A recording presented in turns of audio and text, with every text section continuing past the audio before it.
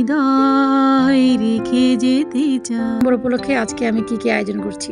মাংসটা অলরেডি রান্না করা হয়ে গেছে, একটু নেড়ে চেড়ে উল্টে দিব। কিন্তু মেয়েটা আবার একটু সৌন্দর্য প্রিয়, যার কারণে বেশিরভাগ সময় শিলপাটা দিয়েই ভর্তা বানাই। সে অনেক সুন্দর মাছ ভর্তা বানানো হয়ে গেছে। এই দিনটিতে যারা পতাকা হাতে নিয়ে সালাম সালাম হাজার সালাম, সালাম সালাম হাজার সালাম, সকল শহীদ স্মরণে আমার হৃদয় রেখে যেতে চাই তাদের স্মৃতির চরণে। হ্যালো এভরিওয়ান, আসসালামু আলাইকুম। বিজয়ের শুভেচ্ছা দিয়ে শুরু করছি আমার আজকের ব্লগ। আশা করছি সবাই খুব ভালো আছেন এবং সুস্থ আছেন। এই যে দেখেন, 16 ডিসেম্বর উপলক্ষে আজকে আমি কি আয়োজন করছি। খুব বেশি কিছু না, খিচুড়ি রান্না করব আর মুরগি রান্না করব। বিজয়ের দিনে একটু ভালো মন্দ খেতে না পারলে কি ভালো লাগে বলেন? যাদের মহা আত্মত্যাগের কারণে আজকে আমাদের এই বাংলাদেশ, আমরা এত সুন্দর একটা দেশ পেয়েছি। তাই বিজয়ের এই খুশির দিনে তাদের জন্য 2 রাকাত নফল নামাজ পড়ে আল্লাহর কাছে অনেক দোয়া করেছি, আল্লাহ যেন তাদেরকে জান্নাতুল ফেরদৌস দান করেন। আজকে আমি হাত দিয়ে মেখে মুরগি মাংসটা বসাচ্ছি। আর এখানে সব ধরনের আস্ত গরম মশলা দিয়ে দিচ্ছি। পরিমাণে কিন্তু খুবই অল্প দিচ্ছি, কারণ গরম মশলা কিন্তু আমার অলরেডি গুঁড়া করা আছে, সেগুলো আমি পরে দিব। আর এখন দিয়ে দিচ্ছি আমি 2 চা চামচের মতো হলুদের গুঁড়ো আর 2.5 চা চামচের মতো মরিচের গুঁড়ো। মরিচের গুঁড়োটা হলুদের চেয়ে একটু বেশি দিব। আমি এখানে প্রায় 2.5 কেজির মতো মুরগি মাংস নিয়েছি। আর এখন দিয়ে দিচ্ছি স্বাদ মতো লবণ। এখন দিয়ে দিচ্ছি রসুন বাটা। তরকারি চামচ দিয়ে 2 চামচ রসুন বাটা দিয়েছি, একদম ভরে ভরে দিয়েছি। আর দিয়ে দিচ্ছি তরকারি চামচের 1 চামচ আদা বাটা। আমি কিন্তু মাংসতে আদার চেয়ে রসুনের পরিমাণটা একটু বেশিই দেই। এখন দিয়ে দিচ্ছি তেল, আমার আন্দাজ মতো দিয়ে দিচ্ছি। আর দিয়ে দিচ্ছি 2টা পেঁয়াজ কুচি। এখন 2টাই দিব, যখন কষাবো তখন অনেকগুলো দিব। এখন হাত দিয়ে খুব ভালো করে মাংসটাকে মেখে নেব। আমি খুব ভালো করে অনেকক্ষণ পর্যন্ত এভাবে মেখে নিতে হবে, তাহলে মশলাগুলো মাংসের গায়ে খুব সুন্দরভাবে সেট হবে। মাখানো শেষ। এখন সামান্য একটু পানি দিয়ে মাংসটা চুলায় বসিয়ে দিব।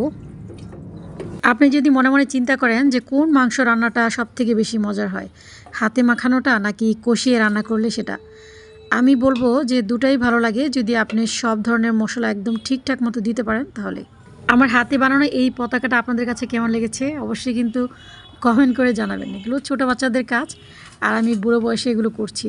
আসলে দেশের প্রতি ভালোবাসা একটু বেশি থাকলে মন থেকে এগুলো চলে আসে। খিচুড়ির সাথে কিন্তু নানা পদের ভর্তা খেতে ভীষণ ভালো লাগে, তবে আজকে আমি 1 পদের ভর্তা বানাবো, আর সেটা হচ্ছে টাকি মাছের ভর্তা। আপনারা যারা এই টাকি মাছের ভর্তাটা খেয়েছেন তারা তো অবশ্যই জানেন এই টাকি মাছের ভর্তা যে কত স্বাদ। খিচুড়ি অবশ্য গরু মাংস দিয়ে খেতে পারলে অনেক ভালো লাগতো, কিন্তু আপনাদের ভাইয়ার ডাক্তারি বারণ আছে বলে গরু মাংসটা খাওয়া হচ্ছে না। একেবারেই যে খেতে পারবে না তেমন কোনো বারণ নেই, তবে পরিমাণে একদমই অল্প খেতে বলেছে, যার কারণে গরু মাংসটা আসলে আপনাদের ভাইয়া অ্যাভয়েড করতে চাচ্ছে। টাকি মাছগুলো আমার খুব সুন্দর করে সেদ্ধ করা হয়ে গেছে, এখন সবগুলো নামিয়ে নিচ্ছি।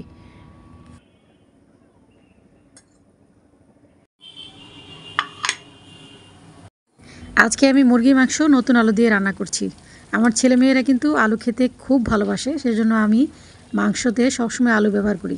আলুর সাথে পেঁয়াজ কুচি, গরম মশলা সব দিয়ে এখন খুব সুন্দর করে মাংসটাকে কষিয়ে নেব। আজকে আপনাদের ভাইয়া সকালবেলা ঘুম থেকে উঠে নামাজ সেরে কোরআন শরীফ পড়ে এই যে টিভির সামনে বসেছে, তো বসেছে অন্য কোনো চ্যানেল নয়, অবশ্য বিটিভি নিয়েই বসেছে। যত ধরনের দেশাত্মবোধক গান আছে সবগুলো বসে বসে শুনছে। আমার কাছেও ভীষণ ভালো লাগছে। দেশাত্মবোধক গানগুলো শুনলে আমার খুব ভালো লাগে, সেই আগের দিনের কথা মনে পড়ে যায়। ছোটোবেলায় কিন্তু এই গানগুলো আমার ভীষণ ভালো লাগতো, আমি অনেক শুনতাম মনোযোগ দিয়ে। আর এই দেশাত্মবোধক গানগুলো যখন বাজতে থাকে তখন বাংলাদেশটাকে এত বেশি আপন মনে হয়, এত ভালো লাগে। ছেলেমেয়েরা যখন ছোট ছিল তখন তাদেরকে নিয়ে শহীদ মিনারে ঘুরতে যেতাম, ভীষণ ভালো লাগতো সেই দিনগুলো। এখন তো আর যাওয়া হয় না, ছেলেমেয়েরা বড় হয়ে গেছে। আসলে ছেলেমেয়েরা যখন বড় হয়ে যায় তখন আরেকটা জগৎ সৃষ্টি হয়, কিন্তু যখন ওরা ছোট ছিল তখন ভাবতাম যে ওরা কবে বড় হবে, কবে অনেক কিছু বুঝবে। এখন তো বুঝি যে যখন ছোট ছিল তখনই ভালো ছিল। টাকি মাছের কাঁটাগুলো কিন্তু আমি খুব সুন্দর করে বেছে নিয়েছি। এখানে আমি টাকি মাছের সাথে রসুন, পেঁয়াজ আর কাঁচামরিচ দিয়ে হালকা করে ভেজে নেব। সাথে অবশ্য ধনেপাতাও দিব, তবে ধনেপাতাটা আমি আজকে সিদ্ধ করব না, কাঁচাই বেটে নিব। তো আমার কিন্তু ভাজা হয়ে গেছে, মাত্র 5 থেকে 6 মিনিটের মতো ভেজেছি। যেহেতু আমার মুরগির মাংসটা রান্না প্রায় হয়ে গেছে, সেজন্য এখন আমি খিচুড়িটাও এই পাশে বসিয়ে দিলাম। খিচুড়িতে মশলার পরিমাণটা যত কম দেওয়া হবে খিচুড়ি খেতে ততই ভালো লাগবে, সেটা ভুনা খিচুড়ি হোক অথবা লেটকা খিচুড়ি হোক। আমি এখানে সব ধরনের মশলাই দিয়ে দিচ্ছি, তবে পরিমাণে খুবই কম। আমি আর আমার ছেলেমেয়েরা আমরা 3 জন ভুনা খিচুড়ি খেতে খুব পছন্দ করি। একমাত্র আপনাদের ভাইয়া একটু নরম খিচুড়ি খেতে পছন্দ করে। তো কর্তা যেটা খেতে পছন্দ করে সেটাই করার চেষ্টা করি সবসময়। যাই হোক, আমি এখানে খিচুড়ি রান্না করার জন্য আদা রসুন থেকে শুরু করে হলুদের গুঁড়ো, মরিচের গুঁড়ো, গরম মশলা সব অ্যাড করে দিয়েছি। এখন শুধু এই মশলাগুলোকে খুব ভালো করে কষিয়ে নিব। আমি কিন্তু আজকে একদম সাদামাটা খিচুড়ি রান্না করছি। খিচুড়িতে অবশ্য সব ধরনের ডাল দিয়ে রান্না করলে খিচুড়ি খেতে অনেক ভালো লাগে, তবে মাংস দিয়ে যদি খিচুড়ি খাওয়া হয় তাহলে সাদামাটা খিচুড়ি ভালো লাগে। আর যদি বিভিন্ন টাইপের ভর্তা অথবা ডিম ভাজির আইটেম দিয়ে খিচুড়ি খেতে হয় তাহলে সেই খিচুড়িটা একটু ঢং করেই রান্না করা লাগে বিভিন্ন টাইপের ডাল দিয়ে। কারণ আইটেম যদি সাদামাটা হয় তাহলে খিচুড়ি সাদামাটা হলে ভালো লাগবে না। আজকে আমি 3 কাপ চাল নিয়েছি, আর 3 কাপ চালে কিন্তু 6 কাপ পানি দেওয়ার কথা, কিন্তু আমি এখানে প্রায় 8 কাপ পানি দিয়েছি, যেহেতু আপনাদের ভাইয়া একটু নরম খিচুড়ি খেতে পছন্দ করে। আপনাদের ভাইয়া কিন্তু যেভাবে ইচ্ছা সেভাবেই খেতে পারে না, তার খাবার দাবারে যেহেতু একটু অভিযোগ আছে, সেজন্য তার মতো করেই রান্না করার চেষ্টা করি। আমি আর আমার ছেলে মেয়েদের অবশ্য খাবার দাবারে তেমন কোনো অভিযোগ নাই, আমরা সবই খেতে পারি আল্লাহর রহমতে। আর খাবারে যদি টেস্ট থাকে তাহলে তো অভিযোগ থাকার কোনো কথাই নেই। এটা অবশ্য আমাদের ক্ষেত্রে, আর আপনাদের ভাইয়ের ক্ষেত্রে হচ্ছে এরকম, তার কাছে যেটা অপছন্দ সেটা যতই মজা হোক তারপরও তার কাছে সেটা ভালো লাগে না। টাকি মাছের ভর্তাটা এখন আমি শিলপাটায় বেটে নেব। আমি যেহেতু বেশিরভাগ সময় শিলপাটা দিয়েই ভর্তা বানাই, সেজন্য শিলপাটা দিয়ে বানাচ্ছি। এই ভর্তাটা অবশ্য হামানদিস্তা দিয়ে বানালেও ভালো লাগবে। ভর্তা বাটার আগে আমি লবণটা দিয়ে নিচ্ছি, এতে করে ভর্তার টেস্টটা আমার কাছে ভালো লাগে। আর ভর্তা বাটা শেষ করে লবণটা অ্যাড করলে আমার কাছে একটু পানি পানি লাগে। আজকে আমি মাছ ভর্তায় কাঁচা ধনেপাতাটা ব্যবহার করছি, তবে কাঁচা ধনেপাতা ব্যবহার করলে একটু ঝামেলা হয়, ভর্তা বাটার সময় আঁশগুলো থেকে যায়, যার কারণে একটু বেশি ঝামেলা হয়ে যায়। তবে সুন্দর একটা ফ্লেভারের জন্য জাস্ট কাঁচা ধনেপাতাটা ব্যবহার করেছি। আমরা অবশ্য অনেকে মনে করি ধনেপাতা শুধু পাতা, ধনেপাতা কিন্তু আমাদের শরীর থেকে কোলেস্টেরল কমাতে অনেক বেশি সাহায্য করে, সেজন্য নিয়মিত ধনেপাতা খেতে পারলে অনেক ভালো।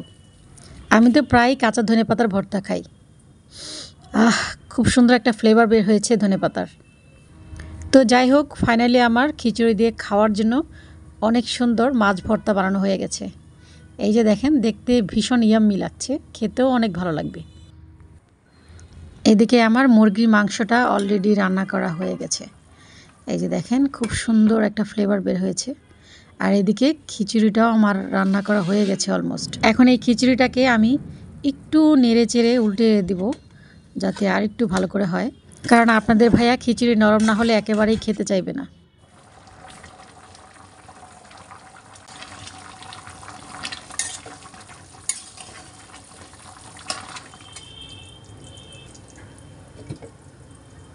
সালাদটা আমি অনেক আগেই কেটে রেখেছিলাম, এখন যেহেতু সবাই খেতে বসে গেছি সেজন্য লবণ দিয়ে একটু মেখে নিচ্ছি।